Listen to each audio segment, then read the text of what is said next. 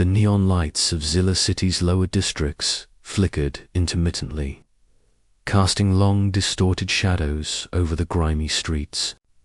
The air carried the sharp temps of ozone and industrial smoke, blending seamlessly with the low hum of hovercars.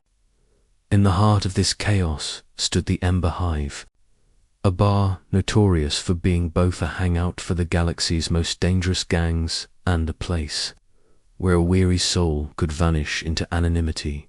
Kale, the dragon gang leader, leaned against the polished obsidian bar, his golden scales glinting under the dim lighting. His wings, folded neatly against his back, carried the faint shimmer of hardened battle scars. Despite his fearsome reputation, Kale had a meticulous eye for detail. Nothing escaped him. And tonight, his attention was caught by a human girl who moved across the bar with practiced, mechanical grace. Her name was Mara. At barely 20, she was barely noticeable to most patrons, a human waitress in a world dominated by taller, stronger species. But Kale's dragon senses picked up the tremor in her hands as she carried a tray and the faint, dark bruises that mapped across her forearms when she bent to refill a customer's glass. Kale's amber eyes narrowed. The kind of fear radiating from Mara wasn't common in humans, or, at least, not in ones who survived Zilla City without being crushed by the gears of its underworld.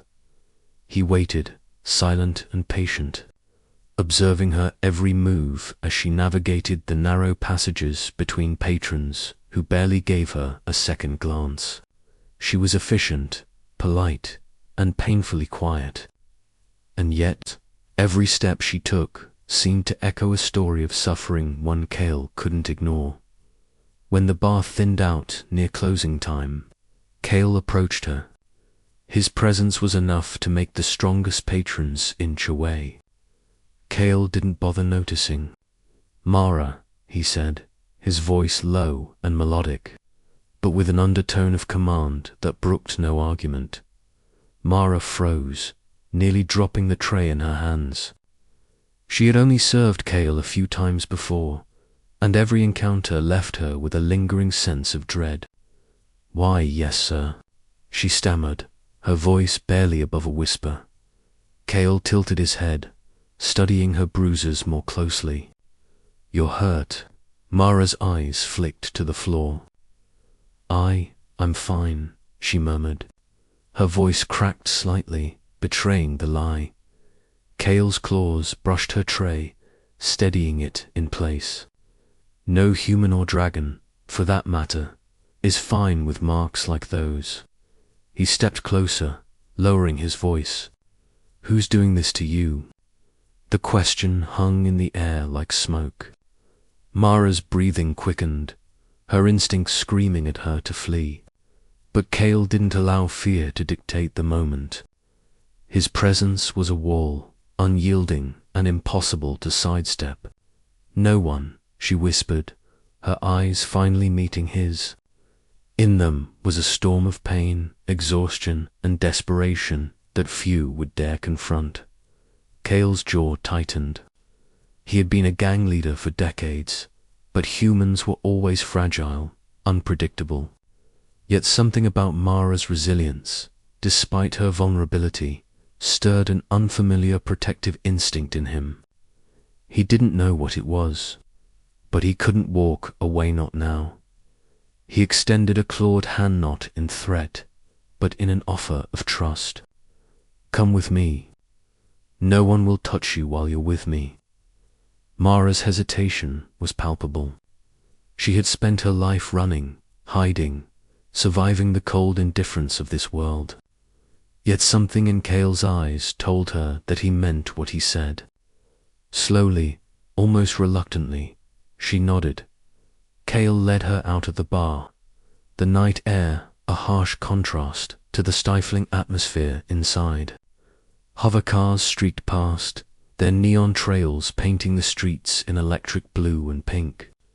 Kale's ship, a sleek and heavily armored cruiser, waited at the edge of the district, a fortress in the form of a starship. Inside, the environment was surprisingly calm. The hum of engines and the faint scent of ozone were the only reminders of the city below.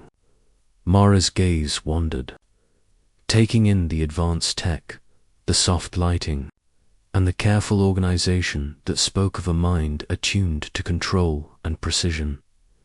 "You're safe here," Cale said, his voice softer now, carrying a rare warmth. "No one can hurt you ever." Mara's lips trembled. She had never heard anyone say such words with conviction. "Why me?" she asked, the question barely audible. Cale paused, unsure how to explain a feeling he barely understood himself. "Because you're human. Fragile, yes, but stubborn, clever, and capable of more than most give you credit for. And because no one deserves to be hurt for being who they are." For the first time in her life, Mara felt a weight lift a small, tentative sense of hope she hadn't allowed herself to feel in years. Over the next few days, Cale observed Mara as she adjusted to life on the ship. She was cautious at first, mistrustful, but her skills as a waitress proved invaluable in managing the crew's daily needs. Cale watched her handle complex machinery, unexpected crises, and even his gang's more rowdy members with an efficiency that defied her delicate frame. It was during one late-night moment, as Mara repaired a small engine leak, that Cale realized the true measure of her strength. "You're remarkable," he said quietly. Mara looked up, startled. "I'm just surviving," she replied. "Surviving." Cale's golden eyes softened. "No, you're thriving despite everything the universe has thrown at you. That's strength few species can match, especially humans." Mara blinked, unaccustomed to such praise. Her life had been filled with scorn, cruelty, and constant struggle. To hear a powerful being like Cale acknowledge her worth was almost overwhelming. In the weeks that followed, Mara began to heal not just physically, but emotionally. Cale's influence, his quiet guidance, and his unwavering protection gave her the space to grow. And as she grew, so too did the bond between them, one forged not in fear or dominance, but in respect, understanding, and the rare kind of trust that transcended species. One evening, Cale watched Mara practice with a small blaster in the training room. Her movements were precise, efficient, and full of potential. He couldn't help but smile beneath his scaled snout. "You've come a long way," he said, stepping into the room. Mara turned, catching her breath. I couldn't have done it without you." Cale shook his head. "No, you could have. You just needed someone to make sure you didn't give up before discovering it yourself."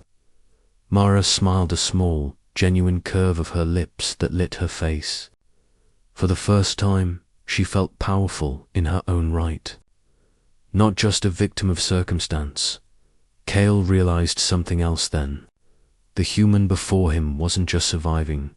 She was rewriting the rules of what it meant to be human in a universe that often underestimated them. And he would be damned if he let anyone, human or otherwise, ever break her again. The galaxy was vast, dangerous, and unrelenting. But Cale, the Dragon Gang leader, had found someone worth protecting, and Mara. The human waitress with bruises that told stories no one dared hear had found a protector, a mentor, and perhaps the first real friend she had ever known. And in the endless expanse of stars and neon-lit streets, one truth became clear. Even in a universe built for the strongest, the human spirit could shine brighter than any dragon's fire. Asterisk.